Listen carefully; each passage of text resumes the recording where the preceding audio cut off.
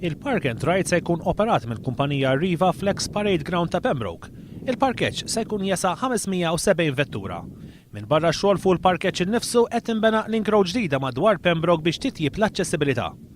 Is-sitwazzjoni ta' inkonvenjent qed tinkwieta lir-residenti bis-Sindku Joe Zammit jgħid li waqt li l-Kunsill mhux kontra l-iżvilupp huwa kontra t-triq għad-daħla tal-Park and Ride. Il-vetturi li se jagħmlu użu mill-Park and Ride se jitlu mill-lights ta' Pembroke, jgħaddu għal triq Normandy, lejn triq Tobruk u mbagħad jitraw minn rampa li qed tinbena eżatt bis-swit dar privata għal parkeġġ. Ir-residenti qegħdin jisqu li dan se joħloq impatt kbir fit-traffiku tal-lokalità u ma jistgħux jifhmu għala mis se tinżamm id-daħla oriġinali li hemm illum. Id-deputat Laburista Gino Kawki li huwa ex-sindku ta' Pembroke u resident f'din il-lokalità qal li għal dan il-proġett ma sarx Traffic Impact Assessment. Skont il-Ministru Austin Gatt ma hemmx bżonn studji peress li l-permess ilu li ħareġ mill-2007. Austin Gatt kien qal li l-proġett se jiswa ma' 950,000 euro, iżda l-ispiża mistennija titla' għal iktar minn €1.5 miljun.